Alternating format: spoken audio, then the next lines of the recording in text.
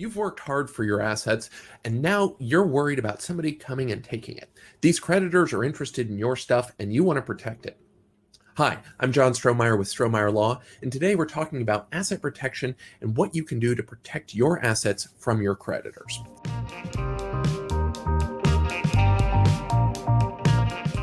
Well, it's going to come as no surprise to most of you that people who've worked hard to create wealth look to asset protection as a way of protecting their wealth from the hands of their creditors.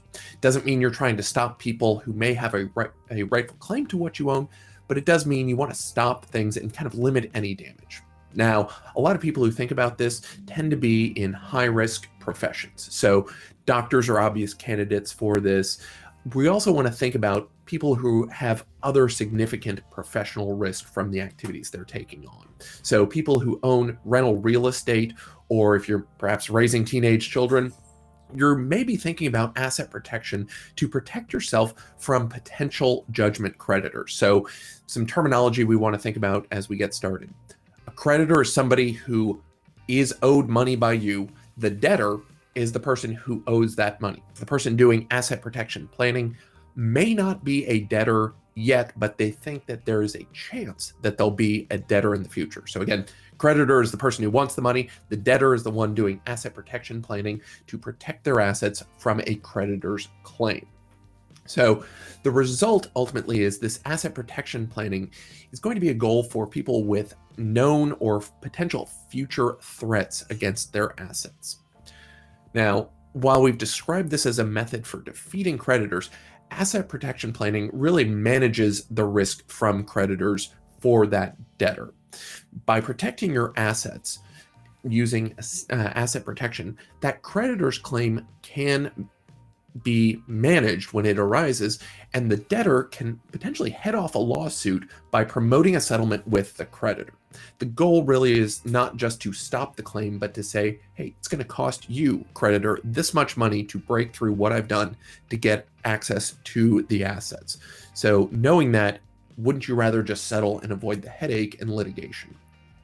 So it's really investing in asset protection to avoid a potentially greater loss to both sides in a lawsuit. What you want to think about is that there are levels of estate planning, and they increase in complexity as you go up. You don't want to start with the easiest level, or you want to start with the easiest level. You don't want to start with the most complicated level first. Why? Take advantage of what's free and easy first. So the first level of the three levels we'll think about is insurance and exemption planning. Now, this is going to depend in part on the state that you're in. I'm here in Texas. I'll be talking about the exemptions available under Texas law. But this is very effective because this planning is ultimately respected by the courts, and it doesn't require establishing any sort of complicated legal structures. This starts with liability and professional insurance. So if you're a doctor or a lawyer, this means having appropriate malpractice coverage. If you're worried about professional liability, go and get the insurance that covers that. After that, including both home insurance, car insurance, and just a general umbrella policy, insurance is what this is there for. It is there to cover the costs of making a mistake, and it's there to insure you if something goes wrong. This type of insurance is not going to protect you from a professional claim like the malpractice would, but it'll cover other types of claims that may pop up. So having kind of a layered structure to your insurance planning will make sure that you've got funds there to protect you from having your assets seized. Again, this doesn't cost you anything in legal fees. What it will do is put some money there between you and the clients to satisfy any claims. The other part of this first layer of planning is exemption planning. Now, this is based on the law of the state where you live, and you're going to have to look at what happens there. Here in Texas, we're a debtor-friendly state, and that means that we provide debtors with some pretty generous exemptions to protect their assets. Why? Texas really doesn't want to have debtors lose all of their assets to creditors, be impoverished, and then be on the state rolls for assets and basically pauper production. Ultimately, this is a choice that Texas has made kind of in a bunch of different ways. We're a low service state, so we're going to protect debtors because we don't want to have them be destitute without assets. It's a trade-off. So things to think about. Well, here in Texas, the total value of a debtor's homestead is protected regardless of its value. So if you live in your house and you own it, your debtors or your creditors can't come and claim that house. The value doesn't matter, but there will be a difference in the amount of protection if you live in a city or if you live out in a rural area. For the most part, though, this is not a distinction we're thinking about too much until you really get large pieces of land that you live on. Beyond that, Texas protects retirement accounts such as IRAs and 401ks from claims of creditors.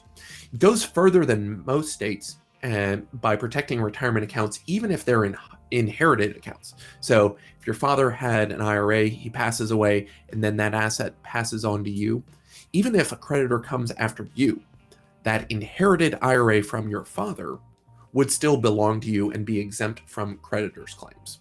Generally, most assets received from someone by gift or bequest or devise, meaning somebody gave it to you during their lifetime or during death, those things are going to be more exempt from creditors. It's not a blanket rule, but it's kind of a general rule to think about.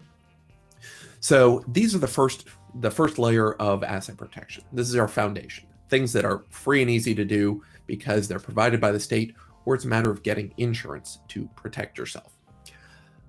The second level is going to be collateralization. Now, this stage of planning, you're going to start creating legal structures to place certain preferred creditors ahead of other less preferred creditors. So if there's a claim, the preferred creditor's rights to that property are going to defeat that later or lower priority creditor from seizing the protected assets. What does this look like? Well, if you own a business, you have assets in the business, and you're going to set up a preferred creditor that has a lien on the assets. So whether or not, if there's a business location, the assets of the business may not be owned by that business. They may be held by a separate company that leases the property to the business. So the business doesn't own directly the real estate. It doesn't directly own the assets. If there's a claim against the real estate, the creditor is behind the creditors or the higher priority creditors who own the other assets. Basically, you're trying to prioritize people you like over people you don't. So if someone has earlier rights or higher priority rights to those assets, a later creditor can't come in and seize it. So if you've got a problem with the business, that creditor may be able to take the real estate, but they're not going to take the computers and the furniture. Finally, the third layer of asset protection involves what people mostly think about when they think of asset protection: trusts and legal entities such as limited partnerships and limited liability companies, also known as LLCs. As with the second layer of planning, this layer of planning focuses on separating the client or the future potential debtor from actual ownership of the assets. For example, if you put an asset into an LLC, then you as the debtor no longer own that asset. You're going to own the ownership interest in the LLC, and at most, you have that right to distribution. The problem is, if something happens because of your actions, even if the asset is inside of an LLC, it's not going to have a whole lot of protection if you own 100% of the asset. Why? Well, that creditor could come sue and say, well, you own 100% of this LLC, and then inside of that LLC is valuable real estate. That creditor doesn't need to get to the land. They just need to seize your 100% ownership interest in the LLC. So to defeat this, what ends up happening is people will structure multiple people owning that LLC. So rather than the creditor coming after one person, they're going to have to try and seize all of the interests owned by not only the debtor, but the other people. So by separating it, the debtor could potentially only own, say, 10 or 15 or 50% of the LLC. And then the LLC gets structured in such a way that the owners of the LLC only have a right to distributions whenever distributions are made. Merely owning a partial ownership of that entity, whether it's 10 or 50 or 15, the documents for the LLC could be set up to say, look, we're not going to make any distributions if we don't all agree to it. And if somebody just seizes the debtor's interest, they don't have enough to take the asset, sell it, or do anything else. Again, our goal in asset protection is forcing better settlements. So if you can say, look, debtor, you can have this 10% interest in the LLC. You're not going to get any distributions. So rather than take this asset, would you accept a lower settlement amount to release the asset and move on? Well, with all of these methods, these 3 different layers of doing asset protection, are there any limits on asset protection? As I said, Texas favors debtors, but it's not going to give them a free rein to avoid their obligations. So first of all, not all structures are going to provide protection. For example, here in Texas, setting up a trust for your own benefit is known as a self-settled trust. Those generally are not going to be respected. We're going to get a lot of calls, or we do actually get a lot of calls of, hey, I want to put my assets in a trust so that I can protect them from creditors. There are 2 problems with this. First, when you put trust or assets in trust for yourself, Texas law just says, look, that's self-settled trust. It doesn't matter what the provisions are. Those assets are available to your creditors. Second, you are probably not thinking about, well, what are the downstream tax consequences of this? Because when you start putting assets in trust for yourself, for there to be any real protection, if you're in a state that's not Texas, you're probably setting up something that will trigger some estate or gift tax consequences, which is not what you're thinking about. Another thing to think about is if you're putting the assets in trust for yourself, you really haven't given up anything. And so mostly what we're doing when we're setting up trusts is we're giving assets away. And it's not the sort of thing where we're putting assets in trust and just knowing in the back of our head, well, one day we can kind of reach back out, and if we want to, we can pick those assets up again. Like we're giving it to the kids for now, but later on, if we really need it, we can go pick that up. Now, once you're putting an asset in a trust, you really need to be waving goodbye to it. It's going off to live another life with somebody else, and those aren't your assets anymore. So ultimately, if you're thinking about transferring assets from yourself as the outright owner to yourself as trustee of the James Q. Public Creditor Defeating Trust, it's really not going to give you much protection. Second, the other thing we need to think about is fraudulent transfers. So transfers that are intended to hinder, delay, or defraud any creditor are known as fraudulent transfers. These don't provide any protection. So what the law does is it allows creditors to challenge transfers that are fraudulent transfers. So again, hindering, delay, or defraud a creditor. You're going to that creditor's basically going to be able to unwind those transfers and say, look, you put this away and you were trying to hide it from me. That's not a valid transfer. A court's going to be able to unwind that and say, even though you put this where you thought we couldn't get to it, this is a fraudulent transfer. We're pulling it back in, and the creditor concedes that. So part of determining if a transfer is fraudulent is looking at the timing of the transfer.